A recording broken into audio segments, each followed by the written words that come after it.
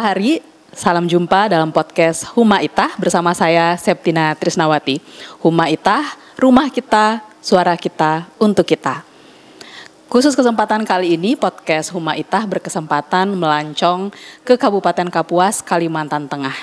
Dan melihat secara langsung dari dekat pembangunan yang pesat di daerah berjuluk Kota Air ini. Dan saya sudah bersama dengan tuan rumah di tempat ini kali ini, Wakil Ketua 2 DPRD Kabupaten Kapuas, Bapak Berinto SHMH. Pak Berinto, apa kabarnya hari ini, Pak? Baik, kabarnya baik, puji Tuhan, sehat. Baik, terima kasih Pak sudah meluangkan waktunya untuk bisa berbincang pada kesempatan kali ini. Selamat datang di podcast Huma Itah. Siap, terima kasih, dan kami dengan senang hati sangat bangga dengan RRI yang berkenan untuk mengunjungi Kabupaten Kapuas, terutama untuk di DPRD Kabupaten Kapuas gitu. Terima kasih juga Pak sudah membuka tempat ini untuk kami bisa hadir berkunjung. Dan topik kita pada kali ini cukup menarik Pak, Koperasi Merah Putih, pilar pembangunan desa di Kapuas. Tapi mungkin sebelum berbincang lebih jauh, kita mau kenal sedikit nih ya tentang Pak Berinto. Karena kita bicara pembangunan desa. Pak Berinto sendiri ini berasal dari Kapuas dan mungkin diceritakan Pak dari desa mana Bapak? Siap. Saya ini anak desa, orang dari pedalaman Kapuas gitu. Pedalaman Sungai Kapuas ini dari desa kecil di Kapuas Hulu, Kecamatan Kapuas Hulu itu di Desa Supang. Sangat jauh dari ibu kota kabupaten ini. Kalau kami ke pulang kampung itu biasanya mutar dulu lewat Pulang Pisau, Palangkaraya, Gunung Mas, kalau jalan darat gitu kan, baru ke Kecamatan Kapuas Hulu, baru ke desanya lagi. Nah, itu perjalanannya cukup melelahkan dan cukup jauh gitu, karena memang Kapuas ini cukup luas gitu. Jadi kalau mau pulang kampung lewat Palangkaraya dulu gitu ya? Lewat Palangkaraya dulu. Sampai lewat Gunung Mas baru sampai kampung Pak ya? Baru sampai kampung gitu, karena jauh Pak. Berapa jam itu Pak kalau dari sini? Kalau dari sini biasanya kalau antara Palangkaraya Gunung Mas itu tidak macet itu 7 jam. 6 sampai 7 jam itu biasa. Wow. Cukup jauh dan perjalanannya kencang, laju gitu. Kalau santai bisa 8 jam. Wah. Luar biasa ya, padahal di dalam kabupaten sendiri. Iya. Perjalanan menuju desanya.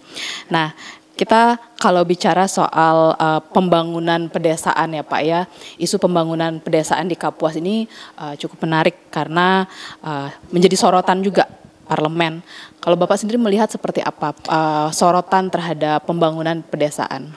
Nah, untuk Kapuas ini, kita ini ada 214 desa se-Kabupaten Kapuas.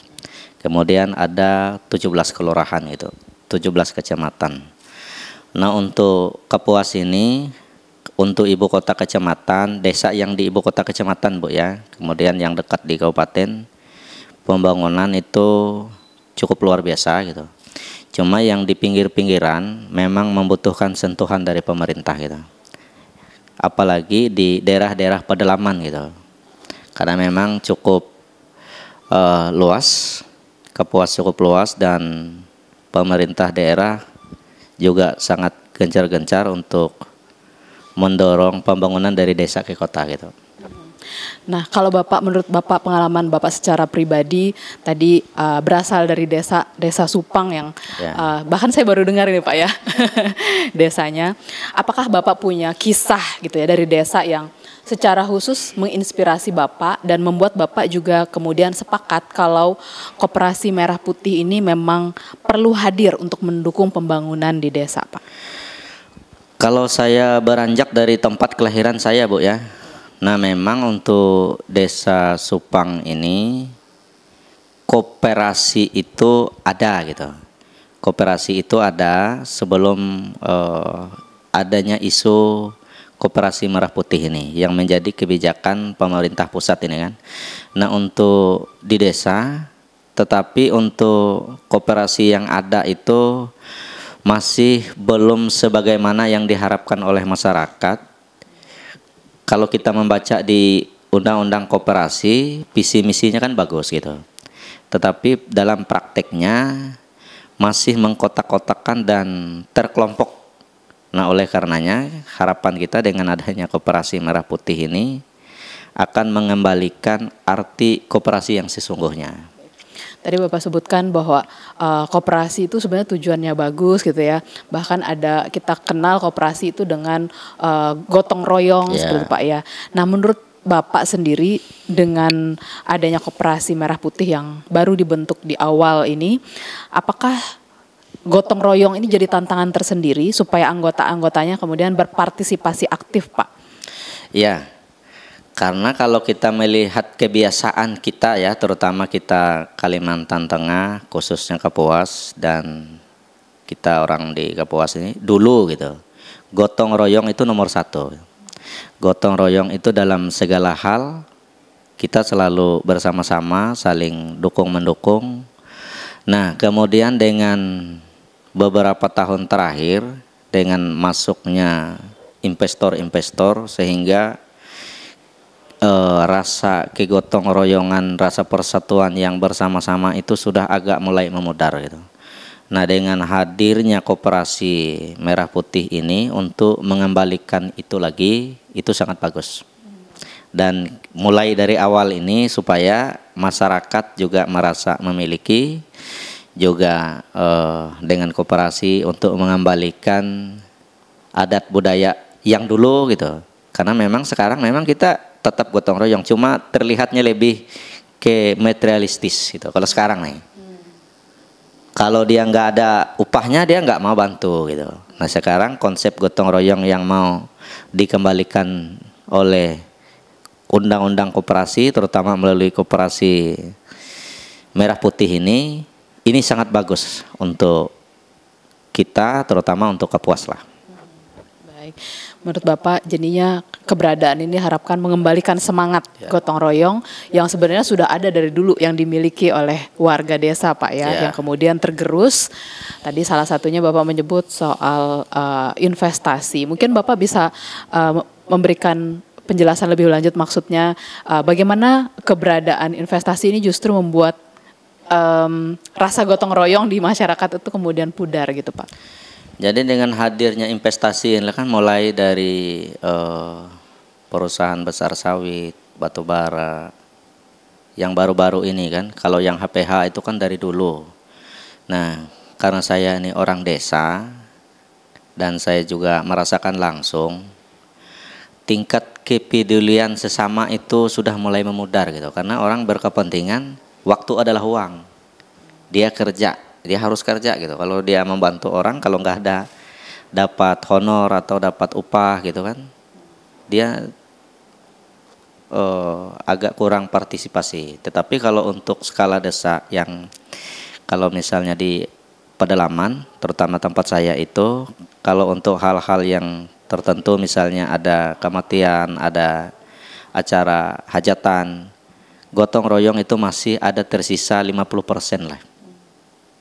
Karena hitungannya waktu adalah uang gitu. Nah, sekarang dengan hadirnya koperasi ini akan membangkitkan semangat lagi untuk bersama-sama untuk bergotong royong, terutama dalam membangun di desa.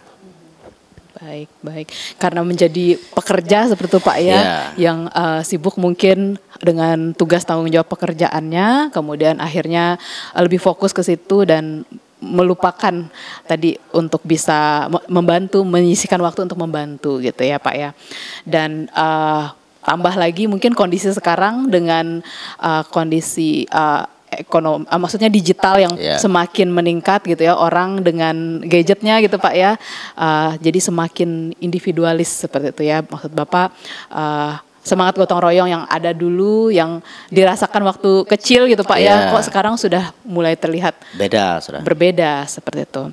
Nah, kalau menurut Bapak selain dari sisi ekonomi tadi, Koperasi Merah Putih ini diharapkan bisa lagi membangkitkan semangat gotong royong dan juga ikatan sosial dan juga rasa saling memiliki di antara warga desa. Menurut Bapak bagaimana itu bisa mungkin terwujud dengan keberadaan Koperasi Merah Putih Pak? dengan hadirnya Koperasi Merah Putih ini, dan ini juga merupakan kebijakan nasional yang tentunya memberikan nuansa untuk desa, ini akan mengembalikan harapan kita, akan mengembalikan rasa persaudaraan, rasa gotong royong, karena dari bergabungnya dengan koperasi ini dia akan mendapatkan, mungkin itu ada honor gitu kan, dan saling mendukung, kira-kira seperti itulah harapan. Dan tujuannya sangat bagus kalau kita melihat visi misi, kalau kita mempelajari dari pengertian koperasi, tujuan untuk koperasi ini sehingga menjadi kebijakan nasional gitu. Baik. Kalau Bapak melihat potensi desa-desa dari desa Bapak, kemudian juga di tempat daerah pemilihan Bapak ya Pak ya, desa-desanya, apa yang menjadi potensi yang sebenarnya masih bisa dikembangkan, khususnya nanti dengan keberadaan Koperasi Merah Putih Pak? Kalau saya melihat dari daerah pemilihan saya, kalau untuk Koperasi Merah Putih ini, dengan situasi sekarang gitu, kalau supaya untuk mendukung perekonomian itu, selain dari simpan pinjam, mereka ini harus bermitra dengan pihak ketiga supaya ada perkebunan gitu, ada pertaniannya gitu. Nah kalau tidak begitu susah untuk berkembang. Nah karena memang koperasi ini kalau tidak punya usaha sendiri, memang di desa-desa itu beda-beda lapangan pekerjaannya gitu, beda-beda karakter usahanya. Nah jadi ini memang untuk mendukung harapan kita, untuk mendukung meningkatkan perekonomian masyarakat di desa lah.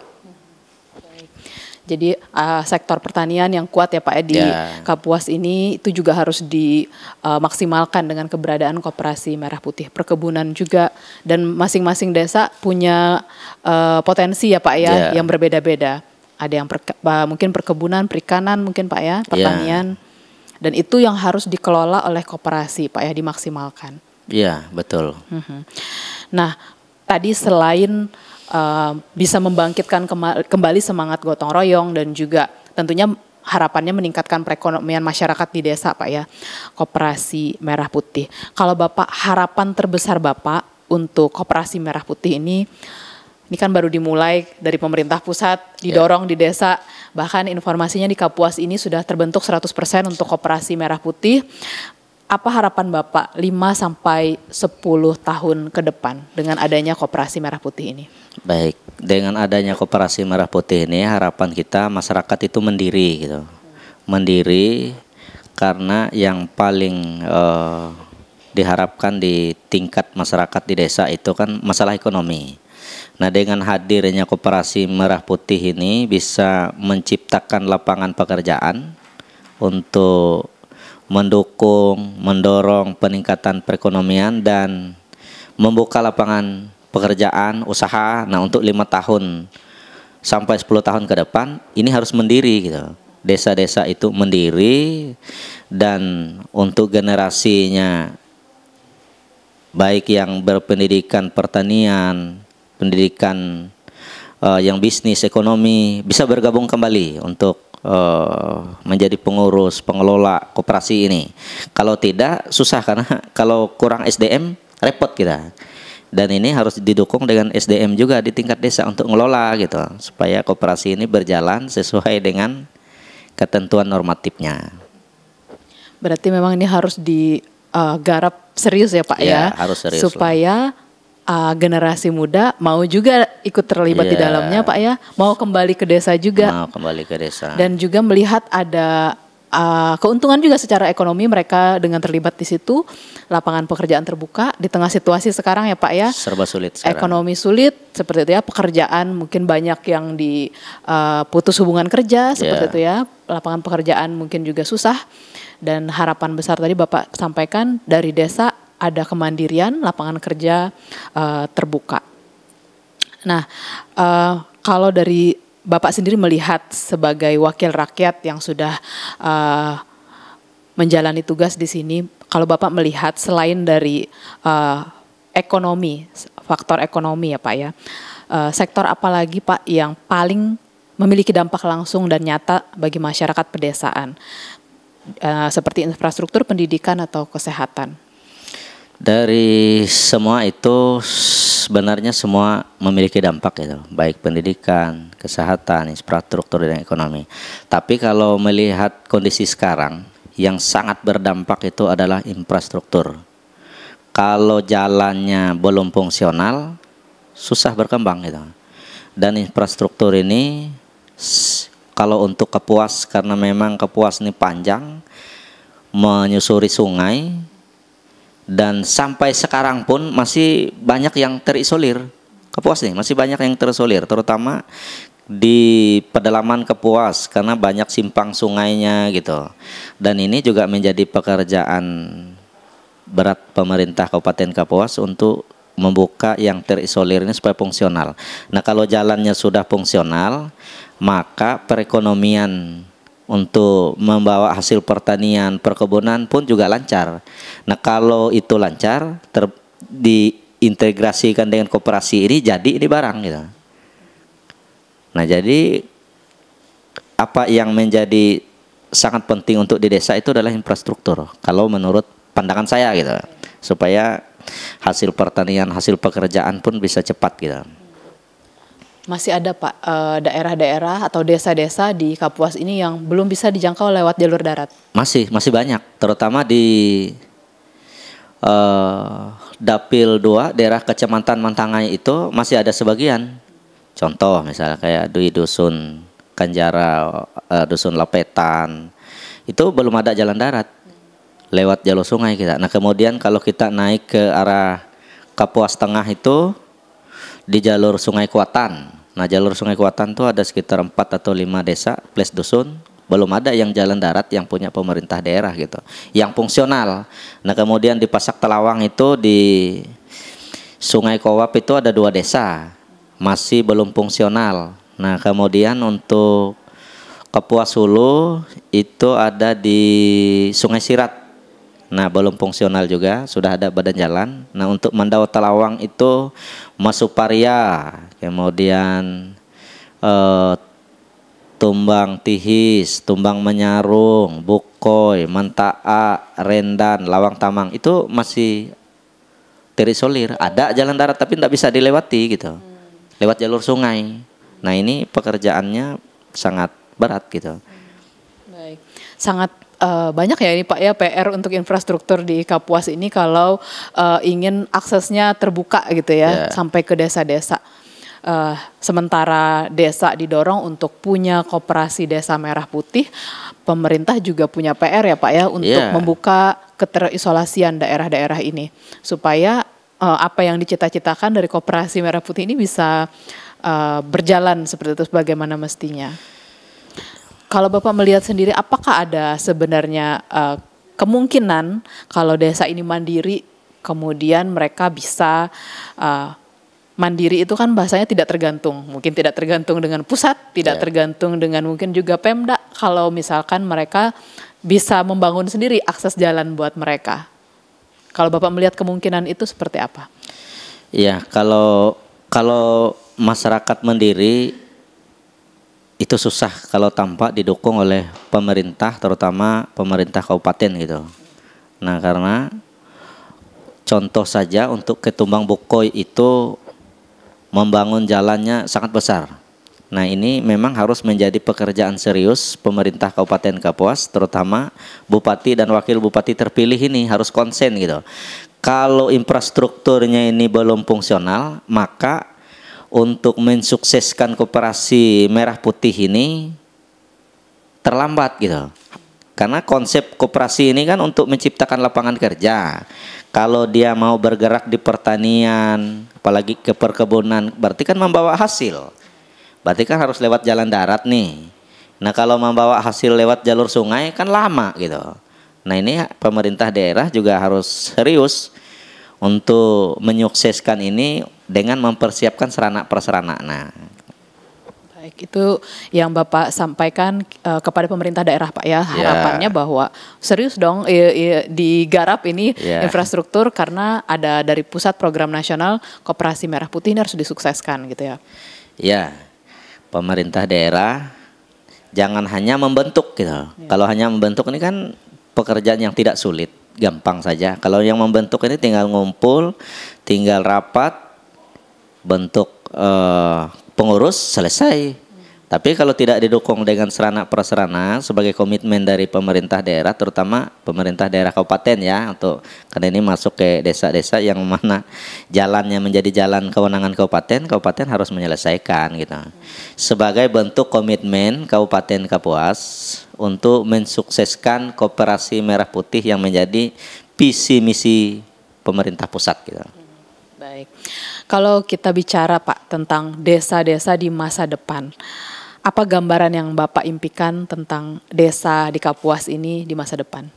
Harapan kita ya, tentunya ini harapan semua orang dan harapan kami juga sebagai wakil rakyat.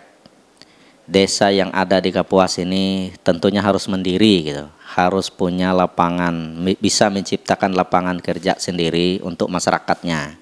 Kalau dia pertanian bisa menjadi andalan, bisa meningkatkan perekonomiannya gitu. Kalau dia berkebun, bertani, kemudian perikanan, semuanya lengkap. Tinggal sarana prasarananya. Karena ini sudah dipersiapkan badan hukum nih.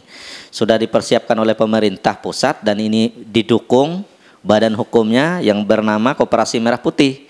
Tinggal sarana prasarananya lagi. Nah, sambil berjalan itu harapan kita putra-putri kita yang punya SDM untuk tidak malu bergabung gitu dengan yang namanya koperasi, apalagi ini kan Koperasi Merah Putih. Dan ini kalau tidak menjadi pengurus yang punya SDM yang bisa, agak berat untuk menganalisa apa konsep tujuan. Kalau Bapak melihat juga peran DPRD Kabupaten Kapuas Pak untuk bisa mendukung pertumbuhan dan juga keberlanjutan Koperasi Merah Putih. Tadi kan Bapak mendorong pemerintah daerah untuk membuka akses jalan infrastruktur supaya Koperasi Merah Putih ini bisa berkembang dan berhasil. Dari DPRD sendiri Pak, peran yang bisa diambil. Nah, kalau kita dari DPRD, Bu ya, karena DPRD ini fungsinya ada 3. Selain dari membuat peraturan daerah, kemudian pengawasan, kemudian penganggaran gitu. Nah, jadi eksekusinya ini adalah eksekutif dari tugas ini. Nah, sebagai peran kami mendorong pemerintah daerah untuk serius. Yang pertama, mensosialisasikan ini gitu. Nah, untuk dinasnya kalau Koperasi Merah Putih ini tentunya Dinas Koperasi UKM. Berarti untuk 2026 pemerintah daerah harus mempersiapkan anggaran untuk Dinas Koperasi ini dalam rangka selain membentuk juga melakukan edukasi, pelatihan, pendidikan gitu, harus dipersiapkan ini. Dan kami DPR akan mendukung itu. Karena memang tugasnya DPR ini ngomong gitu. Tugas DPR ini kan ngomong gitu kan, menyampaikan aspirasi masyarakat. Nah, melalui berbicara di forum-forum pada saat pembahasan gitu. Nah, kita akan dorong pemerintah daerah untuk serius mempersiapkan anggaran di Dinas Koperasi UKM. Baik, tadi soal infrastruktur yang Bapak sebutkan, pemerintah Kabupaten Kapuas harus fokus menyelesaikan itu. Apakah dari DPR juga sudah ada dorongan secara langsung seperti Pak dan juga apa kebijakan anggaran terkait itu? Kalau yang dari DPRD ini, Bu ya, saya sampaikan bahwa saya ini baru menjalani 3 periode gitu. Sebelum Koperasi ini Merah Putih ini terbentuk, ini juga sudah menjadi tugas kami meminta pemerintah daerah untuk membuka desa-desa yang terisolir ini. Nah, sampai sekarang baru tersisa sedikit. Kalau dulu itu, Bu ya, sebelum karena saya pertama itu 2014.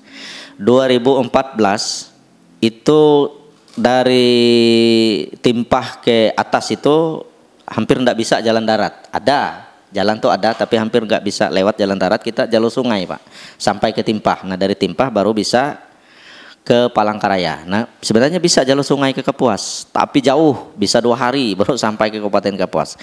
Dan setiap periode bupati itu ada peningkatan gitu. Infrastruktur itu ada peningkatan, perbaikannya karena memang bertahap. Karena kita anggarannya kan berbagi karena Kapuas ini ada 5 daerah pemilihan, berbagi dengan daerah pemilihan yang lain, dan daerah pemilihan yang lain pun sama gitu.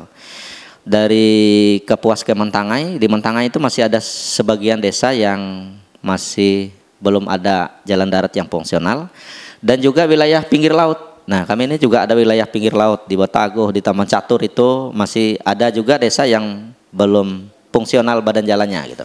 Masih jalur sungai gitu. Nah, dengan harapan kita untuk yang periode bupati yang baru ini yang sampai 2030 ini, salah satu yang kita dorong juga mereka mempersiapkan infrastruktur ini. Karena apapun keinginan masyarakat untuk menyukseskan pekerjaan membawa hasil pertanian perkebunannya, kalau jalan daratnya tidak fungsional lambat gitu.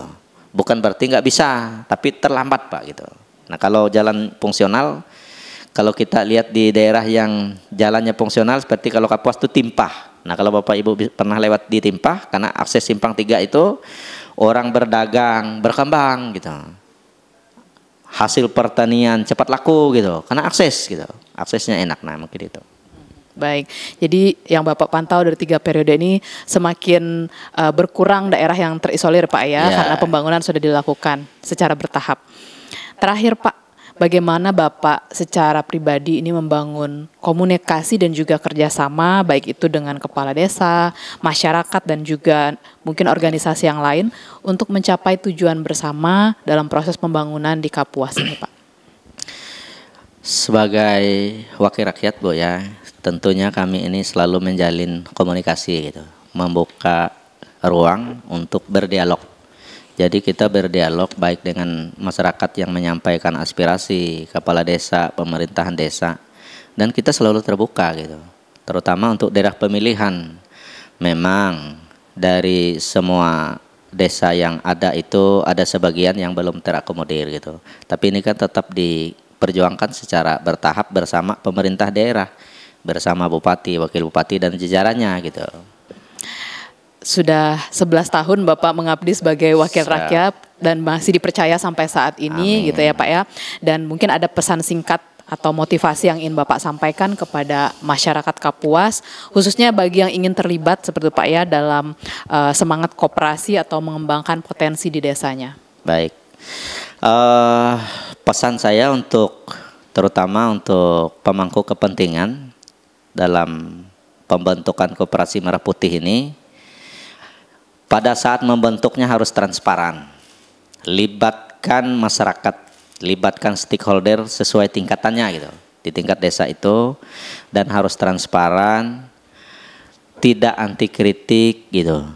Karena kalau yang menjadi pengurusnya satu keluarga sulit untuk berkembang gitu. Nah karena hampir dari sebagian besar koperasi yang ada di Kabupaten Kapuas ini, ada beberapa koperasi yang pengurusnya itu satu keluarga. Nah itu akan membuat masalah dan tidak berkembang. Nah belajar dari pengalaman yang seperti itu dengan adanya Koperasi Merah Putih ini, karena ini memang menjadi agenda nasional yang harus kita sukseskan, karena ini untuk masyarakat gitu. Tentunya para pemangku kepentingan sesuai tingkatannya harus transparan dalam hal pembentukan awal. Kalau di awalnya saja sudah tidak transparan, apalagi bagaimana bisa berkembang. Nah kemudian yang kedua, untuk dinas teknisnya harus betul-betul diawasi ini gitu. Dinas teknisnya terutama dinas koperasi UKM harus mengedukasi setiap desa supaya koperasi yang dibentuk ini betul-betul bisa menjadi payung hukum masyarakat dalam mengembangkan dirinya, mengembangkan ekonomi di tingkat desa. Mungkin itulah. Baik, Pak Berinto, terima kasih untuk wawasan dan juga berbagi pengalamannya dan waktunya dalam podcast Huma Itah kali ini, dan tentunya ini sangat berharga masukan-masukan yang Bapak sampaikan untuk pengembangan Koperasi Merah Putih, Koperasi Desa Merah Putih di Kabupaten Kapuas ini. Dan juga untuk Anda pemirsa dan juga pendengar, jangan lupa untuk terus mendengarkan podcast Huma Itah. Rumah kita, suara kita untuk kita. Saatnya saya Septina Trisnawati pamit undur diri. Sampai jumpa.